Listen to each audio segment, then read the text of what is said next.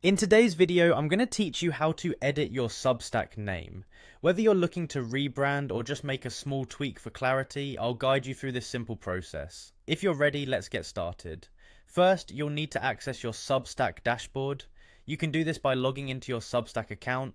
Once you've logged in, you'll find yourself on the main dashboard where you can manage all aspects of your publication. It's essentially your hub for everything related to your content and followers. Once you're on the dashboard, look towards the top of the page. Here you'll find the settings option. Go ahead and click on it. This settings page is where you'll make most of your administrative changes and manage the overall look and functionality of your Substack site. Now, to change your publication name, navigate to the section labeled Website within the settings. Within this section, there's a specific field titled Publication Name. This is the label that appears on your site and is associated with all your Substack material. It's important to choose a name that succinctly represents your content or brand. Go ahead and click on the Publication Name field. You'll want to delete the current name that's there. Now you can type in your new desired publication name. Make sure that it's clear, concise, and reflective of the content you're providing to your subscribers.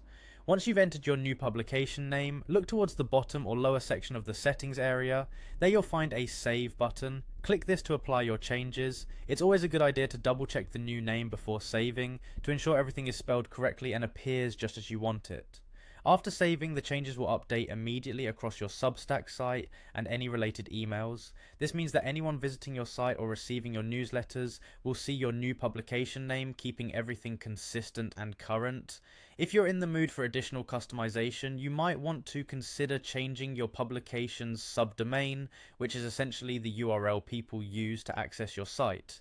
To do this, scroll to the bottom of the settings page where you'll find the Danger Zone section.